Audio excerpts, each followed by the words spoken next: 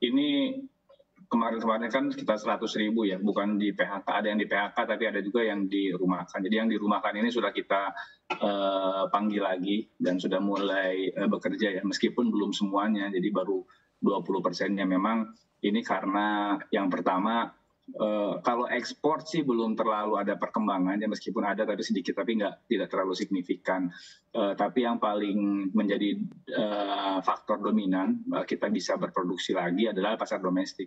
Pasar domestiknya waktu di kuartal 3, kuartal 4 kan full barang-barang impor masuk ya. Nah ini di kuartal 1 ini memang karena untuk izin-izin impor MK-nya juga belum ditetapkan, tapi memakai sistem verifikasi dan memang ada hambatan di situ untuk izin-izin impor, jadi tidak terlalu banyak. Plus juga kemarin ada Imlek ya, Imlek kan situasi di Cina-nya juga agak slow down gitu ya, jadi barang-barang impor masuk ke sininya tidak terlalu deras gitu. Jadi itu yang membuat pasar domestiknya mulai sedikit ada ruang bagi kita untuk ngisi pasar dalam negeri begitu. Jadi itu termasuk yang menyebabkan perusahaan kembali memperkerjakan pegawainya begitu ya, atau buruh-buruhnya yang dirumahkan sebelumnya? Betul, karena di pasar jadi ada ruang kan, ada ruang buat kita untuk berproduksi, meskipun sebetulnya kalau mau dibilang akan bangkit, akan pulih, kita masih was-was karena ini kan bukan kebijakan pemerintah. Artinya pemerintah sama sekali yang PHK kemarin itu kan sama sekali tidak ada, kalau menurut saya agak sedikit kecewa sih, sama sekali tidak ada gerakan, tidak ada kebijakan yang signifikan. Ini kan betul-betul karena nature market ya gitu. Ketika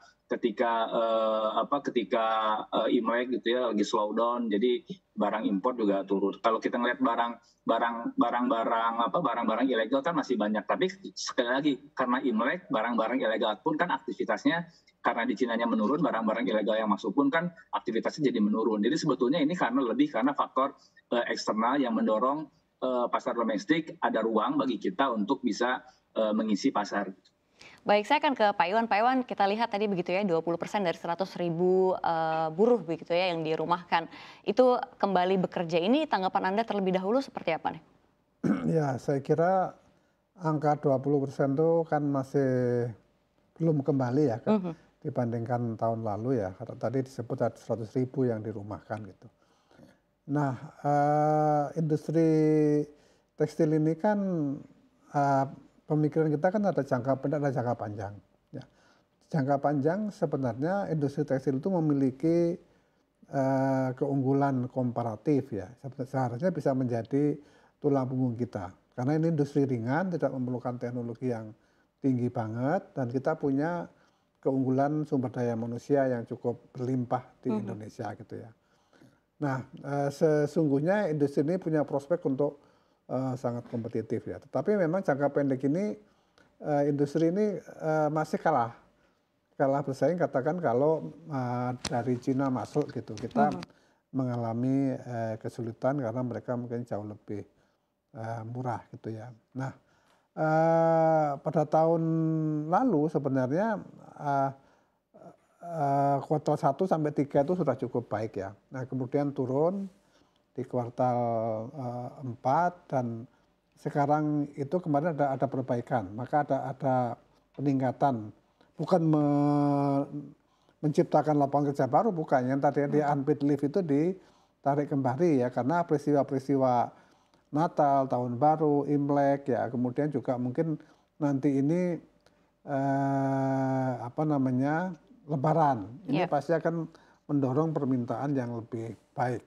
Tetapi kalau dari sisi global, kondisi resesi ekonomi kan masih terjadi ya. Sehingga permintaan global ini tidak bisa terlalu diharapkan menjadi menarik gitu.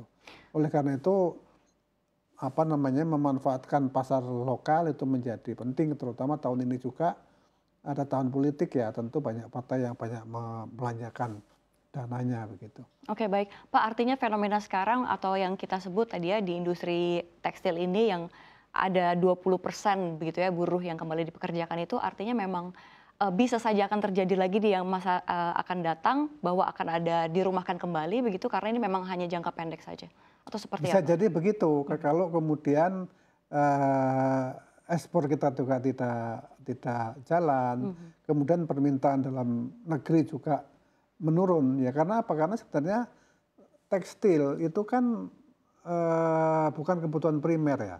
Jadi dia itu sangat sensitif terhadap daya beli masyarakat. Ya kalau daya beli masyarakatnya turun, ya tentu dia nggak beli baju, nggak beli peralatan pakaian dan sebagainya. Dia akan mengutamakan kepada makan gitu.